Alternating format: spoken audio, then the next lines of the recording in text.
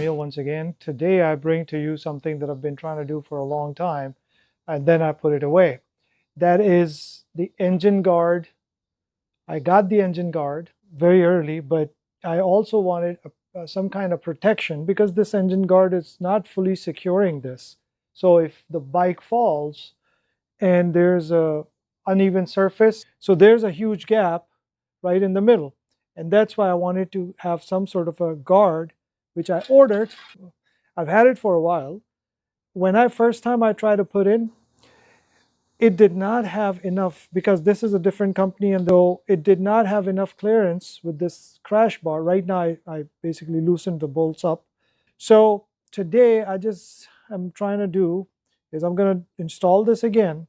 I'm taking this side off for now, and then I will see what kind of spacers I can probably add, because the bolts are long enough. I've had it for almost a year now.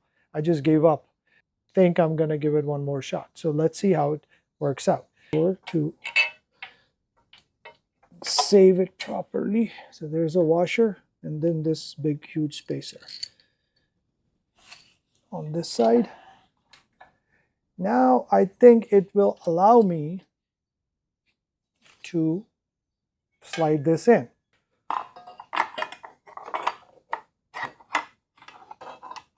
Okay, wonderful. So now, as you can see, there are already screws in there that this will fit into. One here, one here. A bunch of these spacers. And I want to see exactly now what the purpose of each is. I'll figure it out. First things first, I'll take everything out and then see where I can fit each one of them, so I don't lose them. And then sort the different pieces, different screws, different types of screws out, and take it from there. Right, so now these are the spacers that it came with. So I'm gonna figure out first exactly how do they go, and because the other side seems to be a little bit different. One more thing is that they have given these rubber spacers, and they also have given this grommet, rubber grommet, to fill up these holes. So now there are 3 of them, and now we have to see exactly which one goes to where. The really bad part is that there are no directions whatsoever, so you just have to guess everything, and I'm just not liking it too much, but I guess I'll figure it out. But these grommets are important because it would prevent this from rubbing against the cylinder head covers.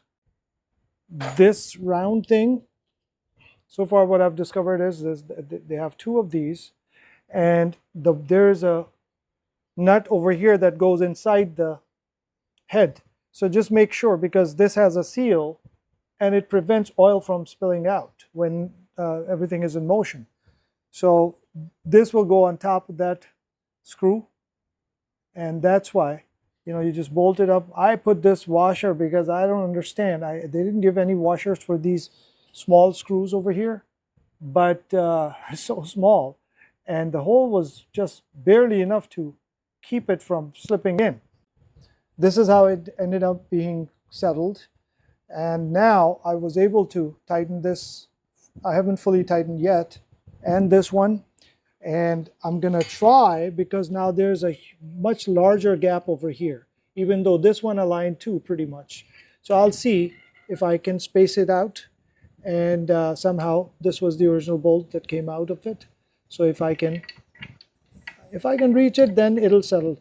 The only thing is that there is a connection between the bar and the shield, but it is not really touching the head cover. So in case of an impact, the protection that it's supposed to provide, it'll still be there, because they have these rubber grommets over here, and everything related to rubber, there's a rubber in between this. So nothing metal to metal or plastic to plastic as far as the impact resistance is concerned, and the impact to the cover is concerned. I hope I never have to use it, but it's just good to know. However, this is a very real scenario. Even if you drop it in the garage or any uneven surface for any particular reason, I'm not going hardcore off-roading, but I do want to explore a little bit, gravel and some light BDR type roads. And in that case, this will at least be protected. So I really am liking the overall look of it. Maybe it doesn't look as bad as I thought. But my main concern is the functionality more than just the looks. So let's see. Now the other side will be another challenge because it's a little bit different fitment. However, some of the things that I learned putting it on this side may help. Let's see. Let me just finish this up, see if this bolt goes in fine and this spacer is enough, or do I have to add more spacers? It's going in easier than I thought it would be, but let me just make sure that the bolt is aligned before I start tightening it up, because that would be a disaster if I do that. I didn't have room for the remainder of the spacers that I have, but with this new setup, it seemed like that another spacer was needed. So I just used this nut that had a larger diameter than this actual bolt. So now it's not going anywhere. Now it's actually very, very sturdy. And I am so glad that I was able to get that all fitted. Hopefully the other side will be simpler. Now I just need to tighten up these two bolts. Persistence, I guess that's what it is. For over a year I've had these sitting because these plates and the crash bars were from different companies. However, made it work, and it seems pretty solid, sturdy, everything the way it's supposed to be. Worst come worst, the bar on one end is touching this plate, but behind the plate, everything is as secure as I would want it to be. Okay, so now on this side, positioning of these two screws is different from the other. And I'm gonna try to see, it seems similar, but it definitely has some different angles that I'm gonna have to be thoughtful of. So let me just first see if I can fit it in. As well, as you can see, this was much easier, except that you have to be mindful of these, not to strip them. If you try too hard or are not dead straight, they will strip. So right now, it's as sturdy as it can be. The same situation here, that the touch points are rubber. Otherwise, there's enough gap between the cylinder head and the plate. And the only thing is right here.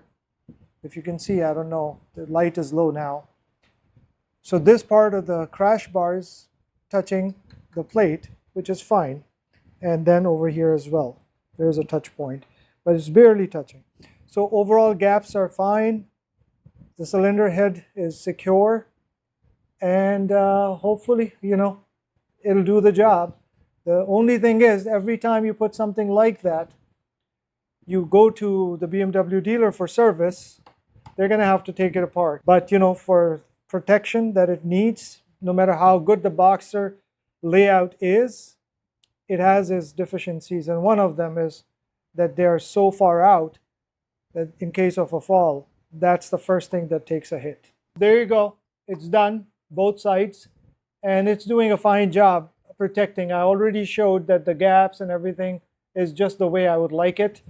The only caveat is that when you put something like this, any amount of protection you put, the BMW dealer is going to charge you extra when you do the maintenance. Even if you do the maintenance yourself, you're going to have to take it out. So just be mindful of that. But the advantage of protection offsets the disadvantage of some more work.